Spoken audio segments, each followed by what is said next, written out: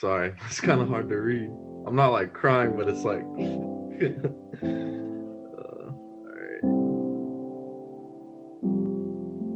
Welcome to episode 2 of Steep Stairs Podcast, an exploration of storytelling, personalities, and what it's really like to be in a high school during a pandemic.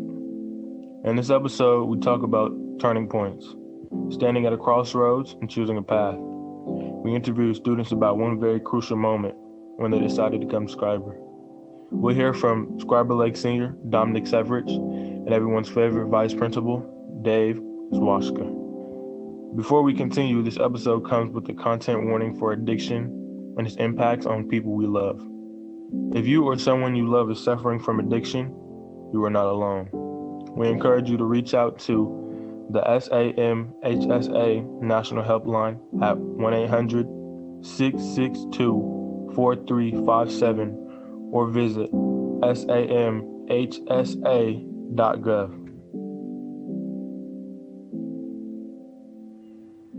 What is your name and how long have you been at Scriber? What's your name? How long have you been at Scriber? What is your name and how long have you been at Scriber? My name is Tyrell Burke and I've been at Scriber for like 1 year now, 1.5. My name is Blaze Midkiff and I've been at Scriber for 7.5 weeks. My name is Demarian. I've been attending Scriber for about a year and a few months now. My name is Dominic Severich. I've been at Scriber since the end of my sophomore year, and I'm currently a senior. My name's Isabel Mendoza. I've been at Scriber for almost a year now. My name is Elijah, and this is my first year at Scriber. My name's Audrey. How long have you been coming to Scriber? About 3 years. My name is Carly Burrows. I started when I was a freshman. This is my 3rd year at Scriber. What did you hear about Scriber before you came to Scriber? What did you hear about Scriber before coming?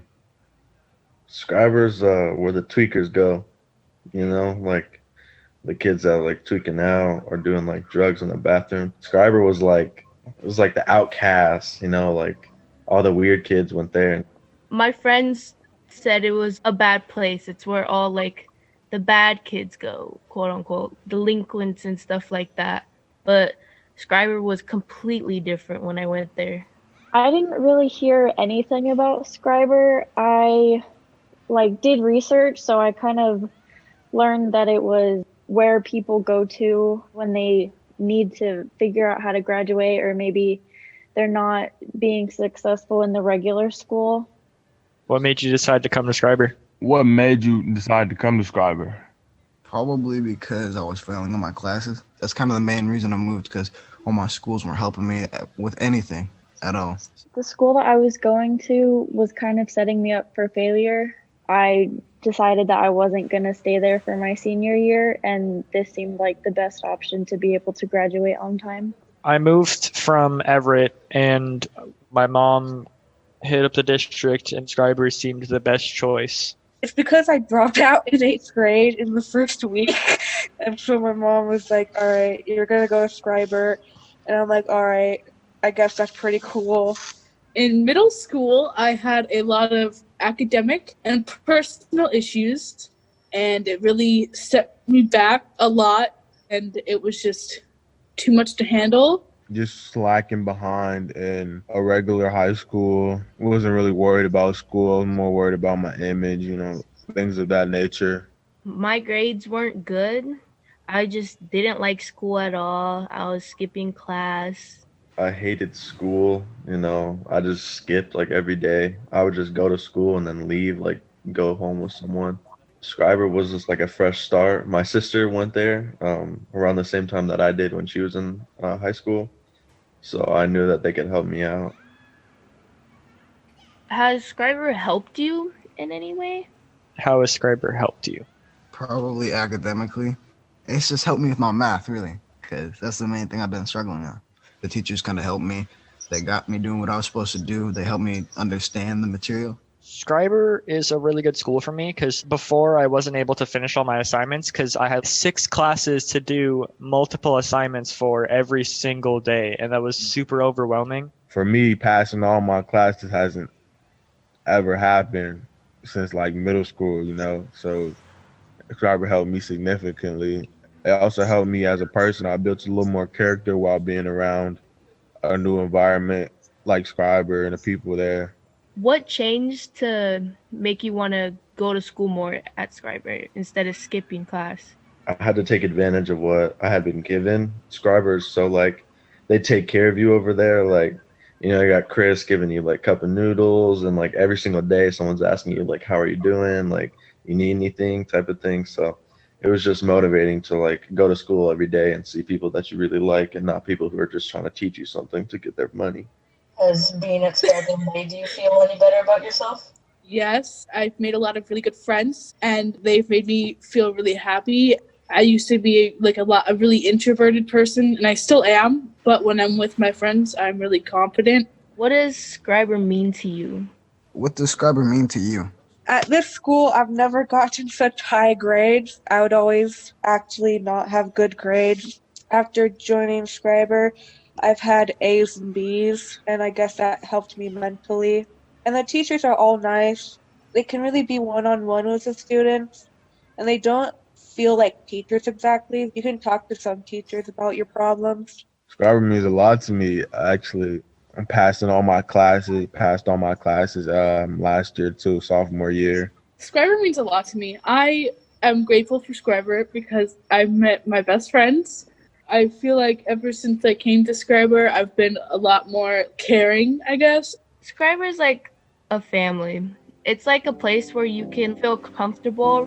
You don't have to like put up a front. Scriber is like a fresh start. Scriber will take care of you if you take care of Scriber. Like if you're going every day and you're like participating and talking to teachers, like you're gonna have a great time no matter what. Like there's no way that you can go there and do that and still hate school. From the collective to the individual. Dominic Severich's story, Room 256, tells the tale of his relationship with his mother, her struggles with addiction, and how this has impacted him. After hearing his story, Dom sat down with me, Demarian Turner, over Zoom, and I asked him a few questions about his journey.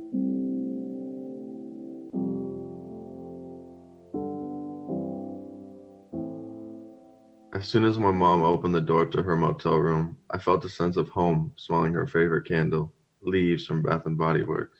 Her brown, wavy hair was pulled back into a classic red bandana. She hugged me tightly and I could feel the difference in her immediately. I love you, she said, tearing up. Her enthusiasm almost distracted me from the fact that she had lost almost 45 pounds since the last time I saw her. Is she okay? Is she sick? Why haven't I seen her in so long? I asked myself these questions over and over again as if asking was going to give me the answers I needed. Just 2 days earlier, when I was in the car with my dad on I-5, he asked me a question out of nowhere. You want to talk to your mom? Sure, I said immediately and casually, but the question rushed through my body like a river through a canyon. It didn't make sense. It was the last thing I expected him to say. My palms got all sweaty. Where is she? I wondered. I hadn't been told. All I knew was I hadn't seen her in months and my mind spun with possible answers. I waited for him to dial her number. He clicked the numbers 256. What the f is 256? Those numbers didn't mean anything to me. I didn't like it. Her voice shot out the car speakers like a cannon and hit me all at once. Hello, baby boy. Emotions I didn't realize I had submerged like vessel wreckage in the middle of the ocean had just come to the surface. She asked me basic questions about sixth grade and football, then said, your dad's going to bring you to visit me this weekend, hopefully, if you guys aren't busy. I was confused. After months of not knowing where she was, I really didn't want to face the reality, whatever it was. Reality can wait a while longer, I kept thinking as we drove. But reality came quickly and it was staring at me with two hollow eyes and chipped nail polish. My dad dropped me off in the front of the SeaTac Airport Motel 6, where she'd been living for the past couple months. He told me to come out in 45 minutes. He was uneasy with the whole thing. I could tell because he kept saying, if you see anything that makes you uncomfortable, just come back and we'll go somewhere else. I found room 256. Now the numbers meant something to me. When my mom and I sat down, I noticed one of her teeth was missing. What happened to your tooth? Oh, I had to get a filling. I just stared at her as she explained how her feeling had fallen out and how she planned to fix it. The mom I knew wouldn't have left the house with a tooth like that. I was just so much my mom, but so not. She got up and started to fix pillows, straightening the sheets as we talked. She asked me about school, sports, everything. I answered all of her questions, but I was afraid to ask her anything. She was acting so jittery that a feeling of dread overwhelmed me. My hands were sweaty and my stomach was in knots, but I kept it under control for her. She is the single most important person in my life, and I wanted nothing other than to make her happy and to be happy with her. I started to think about one of my favorite days with her as she talked. I was in fourth grade, and it was sunny, a slightly breezy Friday afternoon. When I got off the bus, I found the back door open. The condo was airy, and light music was coming out of the TV. The smell of spaghetti sauce hit me and transported me into a whole new dimension. It was like that scene in Alice in Wonderland where she finally steps out and sees a magical new world in front of her eyes. My mom was making my favorite dinner, crock-pot spaghetti and Texas toast. It was just the two of us. My sister was just over at her friend's house and it was going to be our day. She even went to the store and got us stuff to make strawberry shortcake. I love days like this because she wasn't stressed out about anything. We would just sit on the back porch and let the sun take us out of our minds and into a deep, comfortable place while drinking lemonade or crunching on Otter Pops. The sounds of construction took me out of my memories and back to room 256, with the running toilet that was so obviously broken, the knockoff Vincent van Gogh paintings and the owl knick-knack things, where a clone of my mom was sitting right in front of me. The room felt like a bad dream dressed up as a good one. In it was everything I had lost. For months I had been staying up all night, crying, missing her, wondering where she went, listening to her favorite song on repeat until I heard birds chirping and saw the sun creeping up above the horizon. I took way too many sleeping pills to get out of the nightmare I was calling life, losing my peace of mind. But I held on to this moment with her like a boa constrictor feasting on its first meal in weeks. But her smile, God, her smile, it made me so happy, even though I knew she was forcing it for me. She still smelled like sweet pea lotion and cigarettes. I looked at her funny and wondered if she could tell how I was reacting to this depressing version of what we had before. Should I tell her how I feel? Will it ruin the moment? If I saw her sad, the whole day would feel wrong. The mom I used to know would try to get it out of me, but I didn't know this person. I had so much to process. My head started to whirl like a distorted kaleidoscope. And just like that, our 45 minutes was up. She walked me through the hotel to get to the car. I saw a needle in the parking lot. I knew it was for drugs. She greeted my dad, hugged me, and said, "I love you, Chance." That was her nickname for me. As we drove away, my dad asked, "How'd it go?" I answered with another question. "Why is she there?" He pauses and says, with regret, "She made bad decisions."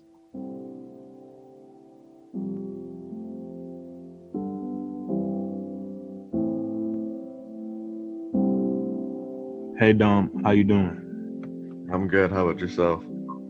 I'm doing all right. That's Okay, good. let's get into these questions. How did you decide on the title for your story, Room 256? Me and Margie went over a bunch of different titles and important things about my story. Room 256 was the starting point of my journey, and so that's why I thought it was important to signify the start, and then going through the story I wanted to show different places like my aunt's beach house, the treatment center, and all that as like defining places in the story. And finally at the end, her apartment that we moved into was like the final piece. You mentioned a lot of significant locations. What was it like to go back and relive all of the details while writing your story? It was hard, but I mean, me and her had come to terms with a lot of the things that had gone on pretty well. So I never really had like a super emotional time or like a hard time writing it. It was more just like kind of crazy that I actually went through that. It was more like a self-realization that my feelings like actually mattered and that it actually happened. And so writing it really gave me a lot of peace of mind so that other people can know that it happened. What made you decide to write the story originally? I wrote a piece about it in English, and just out of the blue, we were just doing a writing assignment, and Margie said that she liked it, and then I should keep going on it. And so I talked to my mom about it and talked to my parents. I wanted to make sure my parents were good with it, with me writing it and sharing it with everyone. So I just went from there. Me and Margie talked about it, and she said that she would totally like support me and consult with me about it. And so yeah, that's just went from there. Only being 12, do you wish someone would have told you the truth earlier on, or do you appreciate that it was in the dark for so long? That's a it's a hard question.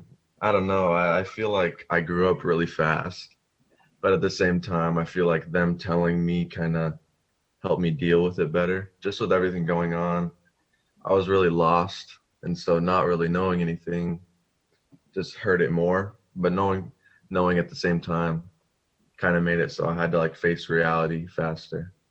So it's a mixed thing, but I'm glad how it went how it went. You mentioned that you grew up very fast.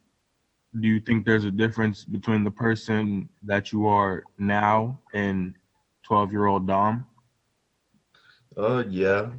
I was the world was really like cupcakes and rainbows back then. It was just sports in school. So when you learn about these type of things and you see like spoons on the ground that are burned at the bottom and stuff like that, you realize that not everything is just sunshine and rainbows. I'm more mature for sure. I mean, that comes with age, but I'm a lot more accepting also, like when I was 12 years old, and like there's no way you can convince me that my mom was a drug addict, but now I understand that people go through things and I just have to get through it. Did writing this help you see your future differently? Because before all of this, I know everything was cupcakes and rainbows. Yeah, I mean, I know that I can write pretty well now. That's a new thing that I learned. I had no idea. But yeah, I've looked into different things, especially with like going to college and stuff. Like I never really knew what I wanted to do, but going into something with writing or something to do with just anything English, like I have an interest in that now. So that's something that really changed for me. Nice to hear. How is your mom doing now? She's good. So she lives in Mill Creek right now. She got an apartment there. We all see her and we all keep in contact with her. She's 2 years clean, or almost 2.5 years clean. Everything's on the up and up right now. Has you guys' relationship changed since you wrote this? Oddly enough, she hasn't read it yet. I'm scared to death to show her and to see like what would happen, but everyone else in my family has read it. But we're good. She knows I wrote it and she's comfortable with it, but just having her read it is like the scariest thing in the world. All right, Dom, you mentioned that you're very scared to tell your mother about the story or share it with her. Can you elaborate more on that?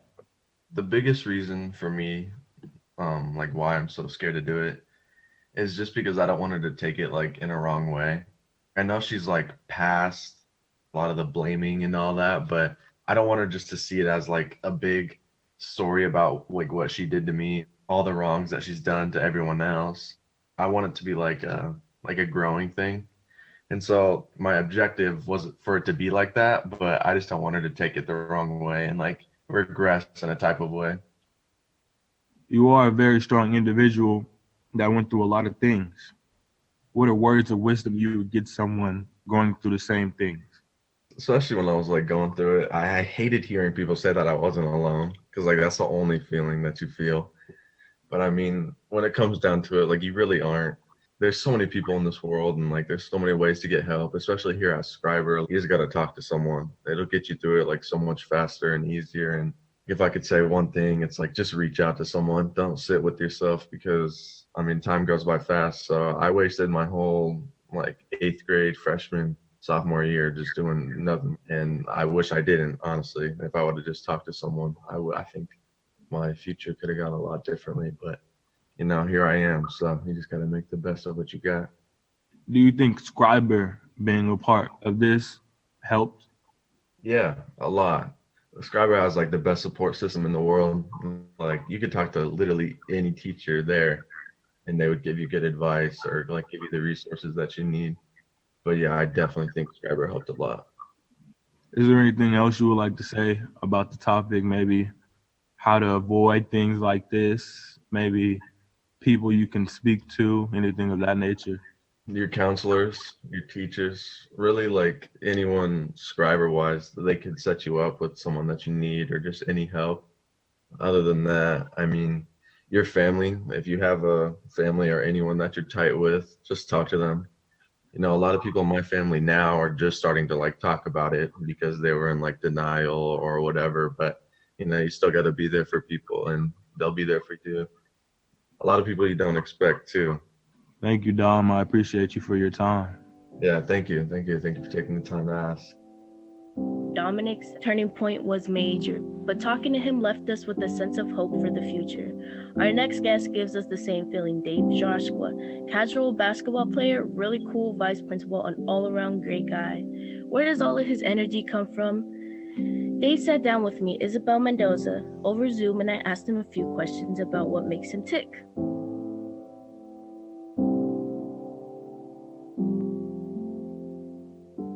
What is your name and how long have you been at Scriber? My name is David Zawachka, and I have been at Scriber for 7 years. Wow.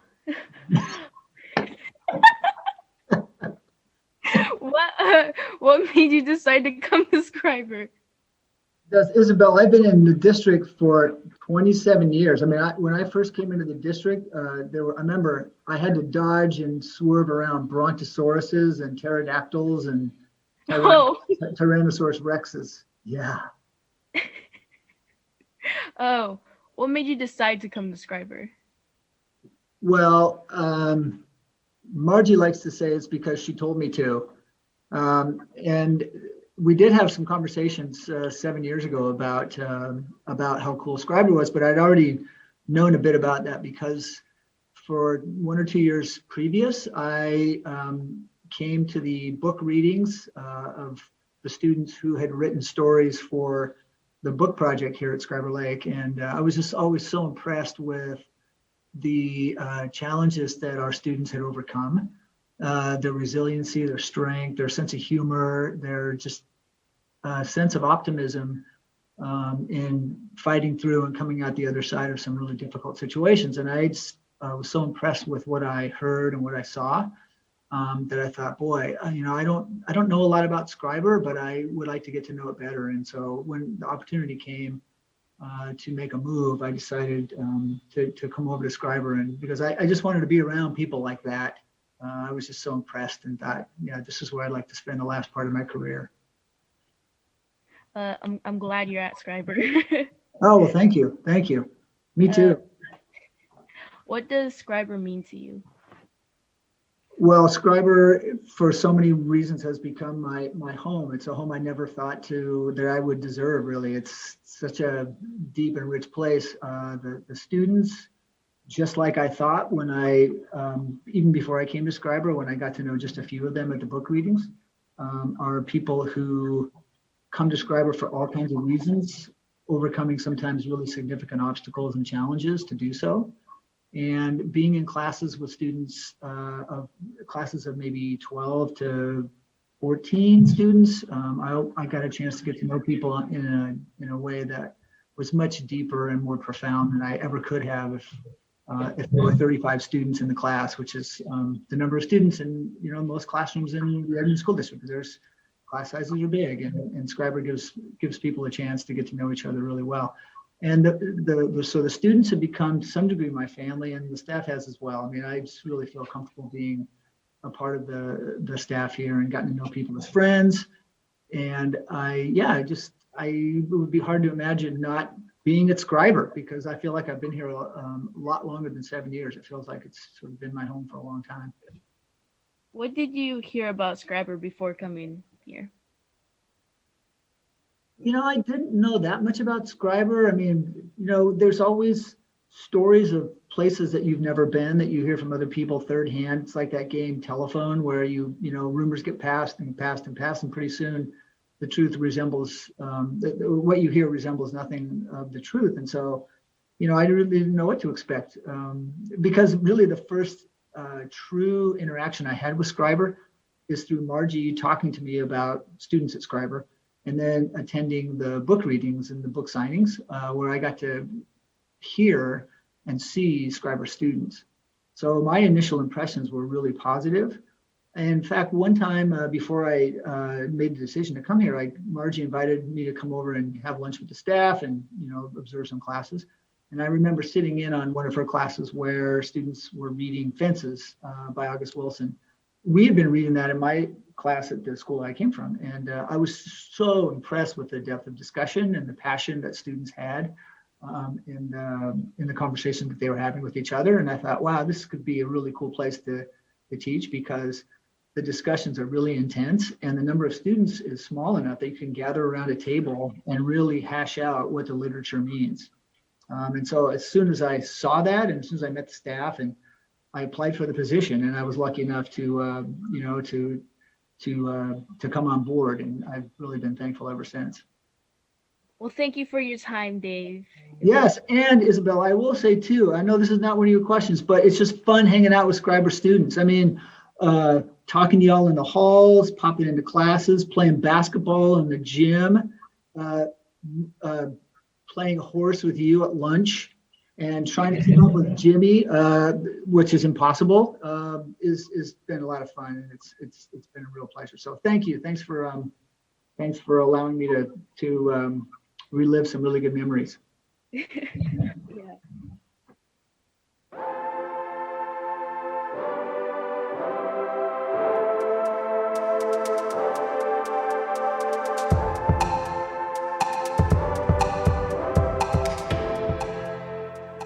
Steep Stairs podcast is produced by the students and staff at Scriber Lake High School with support from Foundry 10.